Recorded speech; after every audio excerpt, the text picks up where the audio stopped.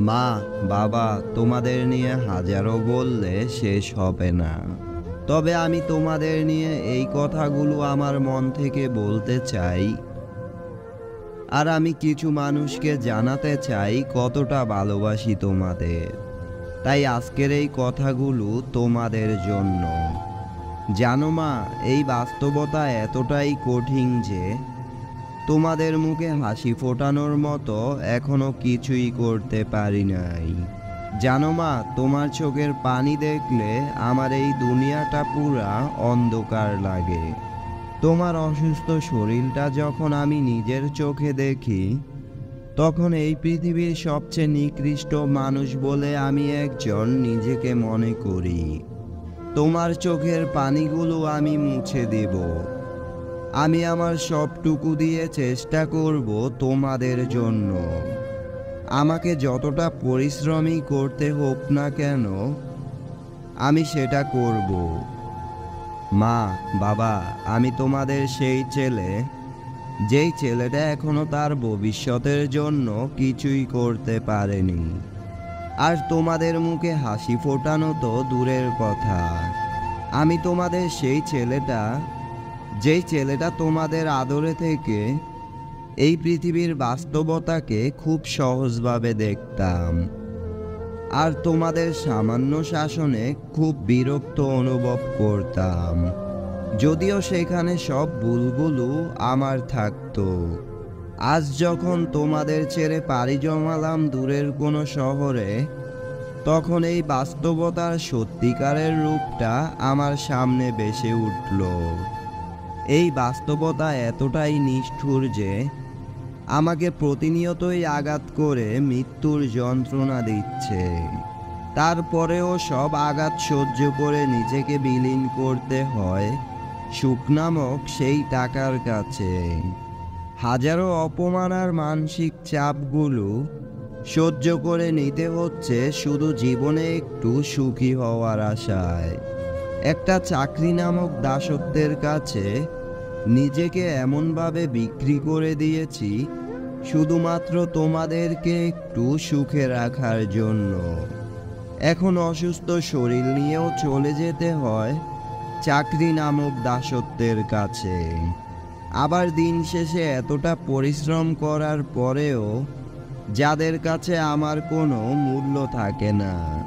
মূল্যটা ততদিনই থাকে যতদিন পরিশ্রম করার মতো শক্তি আমার শরীরে থাকে। কিন্তু এতটা পরিশ্রম করার পরেও যখন তোমাদের মুখে হাসি ফোটানোর মতো যোগ্যতা অর্জন করতে না পারি, তখন দিন শেষে নিজেকে ব্যর্থ একজন মানুষ বলে মনে হয়। 12 ঘন্টা পরিশ্রম করার পর যখন বাসায় ফিরে আসি, তখন যেন এই ক্লান্ত দেহটা একটু শান্তির ঘুম দিতে চায়। কিন্তু সেটা আর মিলে কই। যেই ছেলেটা একটা সময় নিজের মায়ের হাতের খাবার খেত, এখন সেই ছেলেটা সারাদিন পরিশ্রম করার পর সেই ছেলেটা এখন নিজের হাতে রান্না না করলে ছেলেটার পেটে আজ খাবার জুটে না। আজ আমার বাবার কথা অনেক বেশি মনে পড়ছে। সেই মানুষটাকে জড়িয়ে ধরে বলতে ইচ্ছে করছে, আই লাভ ইউ বাবা। কারণ সেই মানুষটি যেই দায়িত্ব মাথায় নিয়ে আমাকে বড় করেছে, এখন সেই দায়িত্বটা যখন আমার উপরে চলে আসলো, এখন সেই মানুষটার আত্মত্যাগগুলো যে কতটা যন্ত্রণাদায়ক সেটা আজ আমি হাড়ে হাড়ে বুঝতে পারছি। একটা সময় ছিল জানো মা, যখন খুব হাসি খুশি প্রতিটা দিন কাটাতাম, আর তোমার সাথে সামান্য বিষয়গুলো নিয়ে ঝগড়া করে যখন ঘর থেকে বের হয়ে যেতাম, আবার দিন শেষে এই পৃথিবীটাকেই নিষ্ঠুর মনে হতো। কারণ ভালোবাসা ছাড়া সব কিছুই মূল্যহীন। কিন্তু দিন শেষে যখন তোমার কাছে ফিরে যেতাম, তখন সবার আগে যেই কথাটা শুনতাম, সারাদিন কিছুই খাসনি, আয় খেয়ে নে। আবার যখন অভিমান করে বলতাম আমার ক্ষুধা নেই, তখন পাশের বাড়ির কেউ একজন এসে বলতো, তোর জন্য তোর মা সারাদিন না খেয়ে আছে। তখন হয়তো অভিমানের চলে হাজারো কথা বলতাম। তখন তোমার সেই ভালোবাসার মূল্যটা বোঝার মতো ক্ষমতা ছিল না আমার মাঝে। কিন্তু এখন আর সেই অভিমানটা কারো সাথেই করা হয় না। আর সেই তোমার হাতের খাবারের তৃপ্তিটা এখন দামি 5 স্টার রেস্টুরেন্টে গেলেও তৃপ্তি পাই না। জানি না সৃষ্টিকর্তা আর কখনো তোমার হাতের রান্না খাওয়ার সুযোগ দিবে কিনা, আর কখনো পাওয়া হবে কিনা সেটাও আমার অজানা। সৃষ্টিকর্তার কাছে আমার প্রার্থনা একটাই, আমার সুখের দিনগুলোতে যেন তোমরা আমার পাশে থাকো। আমি বাস্তবতার সাথে লড়াই করে সফল একজন মানুষ হব, শুধুমাত্র তোমাদের মুখে একটু হাসি দেখার জন্য। তবেই সার্থক হবে আমার এই জীবনের যুদ্ধটা। আমার প্রতিটা সফলতা হবে তোমাদের জন্য।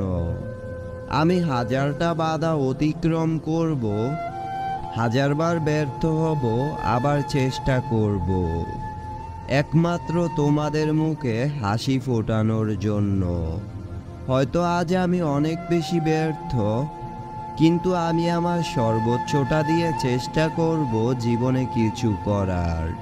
বাকিটা ওই সৃষ্টিকর্তার হাতে রয়েছে। মা, বাবা, আমি তোমাদের অনেক বেশি ভালোবাসি। যেই ভালোবাসার ভাগটা আমি আর এই পৃথিবীর কাউকে দিতে পারবো না।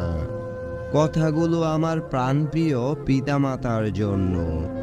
ভালো থাকুক এই পৃথিবীর প্রতিটা পিতামাতা। যদি আপনি আপনার মা বাবাকে ভালোবেসে থাকেন, তাহলে ভিডিওটি তাদের সাথে শেয়ার করুন। সবাই ভালো থাকবেন, সুস্থ থাকবেন। আর নিয়মিত অনুপ্রেরণার গল্প শুনতে চাইলে অ্যালন মোটিভেশন ইউটিউব চ্যানেলটি সাবস্ক্রাইব করে রাখুন।